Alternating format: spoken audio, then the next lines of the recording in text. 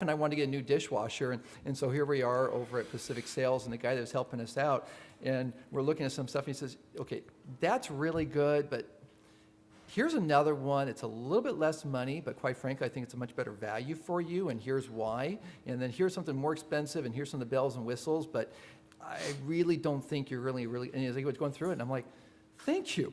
It's like, Right. it was a true example of guiding us through a decision-making process without just trying to sell us on something, is just really just being there for us. And I'll tell my customers all the time, I say, look, I'm going to tell you things that I'll shoot myself in the foot. You know, like the customer I talked to recently trying to desperately get their home ready for the market, but they're not going to be ready for another 30 days. So they're going to hit the market in November. They're in no rush. The monthly cost of ownership is like $250. And I said, why don't you wait till March? The market heats up. I said, the timing is going to work out much better for you. This is not the best for me, but it's the best for you. Right. Okay, if obviously we capture a buyer in the meantime, that's great, but it's up to you. I can start right now, or we can wait till March, and that's what's in your best interest. We have a much better market than right now. We definitely seen a slowdown. We're seeing that all over. Let's wait till March, and we can hit it real hard when the buyers are out there, and they're, wow, that's great. Yeah. You know something? When the customers know you're in it for them, you succeed so much greater. What's interesting is everybody has two ears and one mouth, you know? And if you would listen to what these people are saying from their perspective, you will have, especially once you've been around for a little while, you just use your life experience to be able to react and respond to questions. It isn't always just about real estate, you know? Sometimes the concerns are impactful to them, you know, schools. I love what Dave just said. I've probably talked more people out of buying houses than anybody because it's just not the right house for them.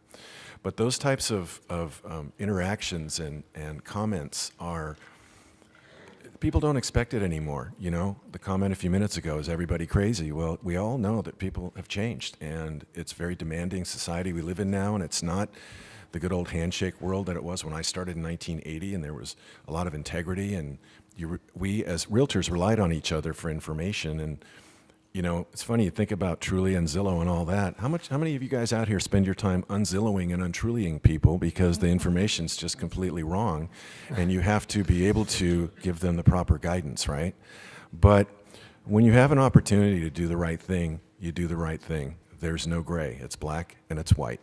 And as you're developing these relationships with all these people, which are the foundation of your business anyway, you will find that, yeah, if it's not the best thing for you, but it's the best thing for them, ultimately it'll be the best thing for you by far. And scripts are interesting in the sense that they teach you how to react, but the words that come out of your mouth need to be natural. They have to be from you. People know if you're blowing smoke. They know if it's a patented comment. They know it. And so I know that, as I mentioned a few minutes ago, I'm out looking for a car, and the last thing I want is some guy to just sing me a song and a dance. I don't want to hear it, you know? I have the information. I want to learn about the car, see if it's something I might be interested in. And the reality of it is that there are a lot of people who just want to make a quick commission. And I told a guy on Saturday, I said, you know, unfortunately, we're not going to be doing any business, and, you know, I hope you learn from this, but you're trying to sell me a car, and I'm not here to buy a car. I'm here to learn about the car. And if you don't want to give me a few minutes of your time, that's fine. And off I went. And the reality of it is I spend a lot of my time educating people. I was on an appointment late yesterday. They said to me when they called me the day before, they said, we're getting divorced. We're not sure if we're selling. One might buy out the other one. And he said to me, why would you still want to come over? And I said, well, maybe you'll sell your house. Maybe you won't. Maybe one of you will buy the other one out, and you'll realize that emotionally it's not the right place for you to be anymore because it just isn't what it was. Maybe you'll go, man, this guy was really cool. He gave us the information, and I'll hand you 6 cards or 10 cards, and you'll send me 6 or 10 referrals because I was straight with you, and I gave you the value, and I spent the time that you needed for you to make the best decision for you. And that was the way I left. Period. Nothing ventured, nothing gained, right? I invested 2 hours of my time. If it turns into a listing, great. If it doesn't, oh well. However, did I not just plant 12 potential seeds for doing the right thing for that person? That's the bottom line. So you have to kind of look at it that way. And if scripts help you, just make sure they come out of your mouth in your own words. That's all I have to say about that. And so if I were a listing agent, in the audience, what one piece of advice would you give on how to grow your listing business in today's market? Farm. Farm consistently, farm an area. It's the foundation of our business. I've been doing it for years. It will bring you business from everywhere. When you're farming, you're a big fish in your own little pond. If you don't farm, don't start too big. Manage it. Go out, do what you need to do with it.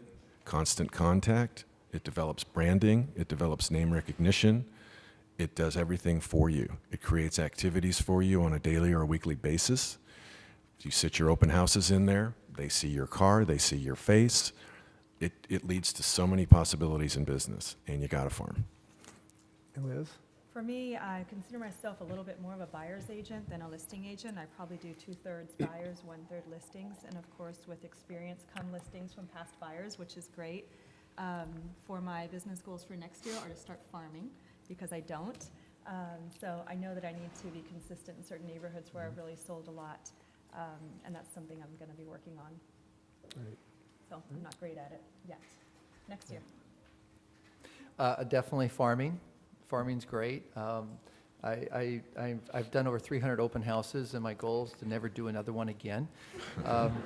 While I definitely believe in the power of doing open houses in the neighborhood you're farming, I totally agree with that. I just don't want to work weekends.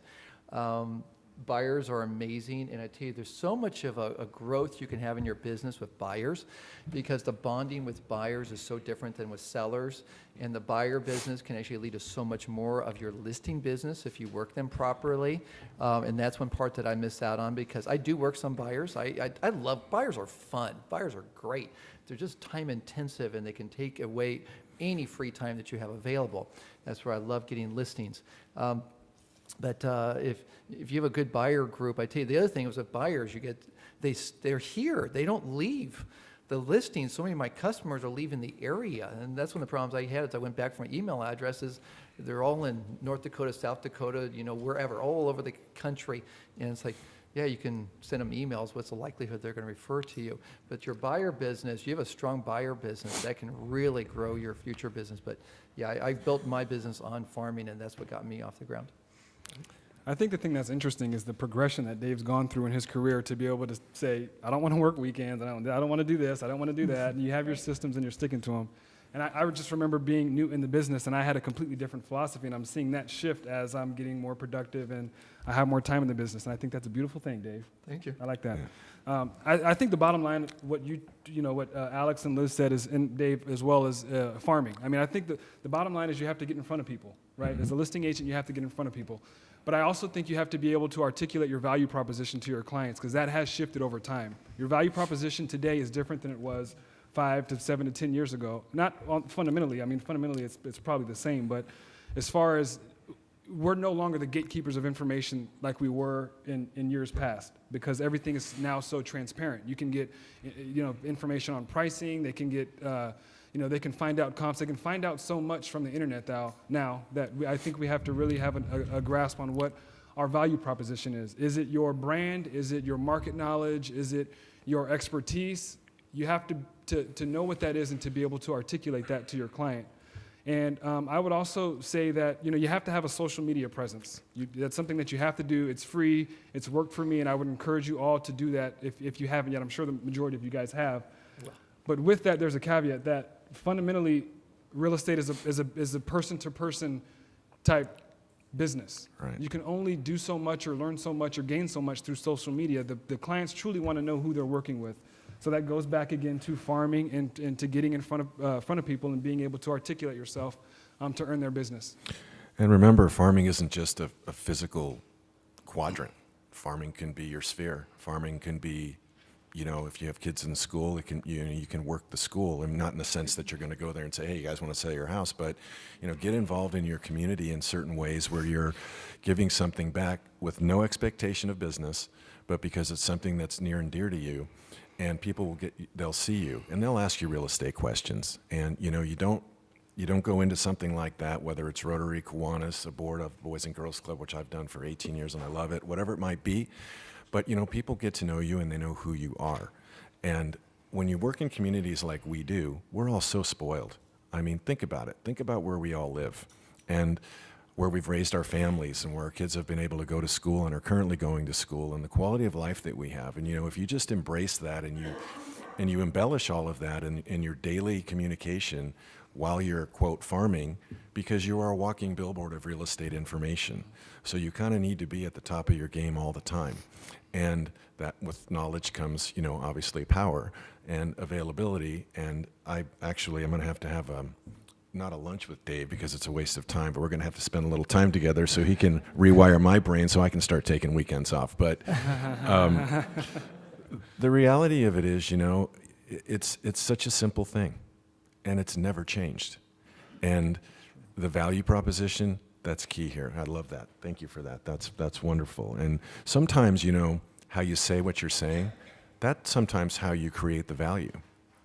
And that's an important thing to remember, you know. Make sure you stay current on what's going on in your economy around you. And I'm not talking about the national economy. I'm talking about the little microeconomies within your area that you're working.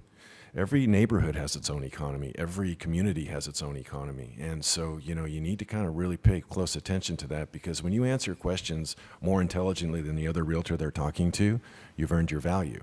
And that's why they might lean towards you. You know, be very specific in answers to questions. And even after all these years, I still say, I don't know, but I'll get back to you. Because you know what? Sometimes I don't know.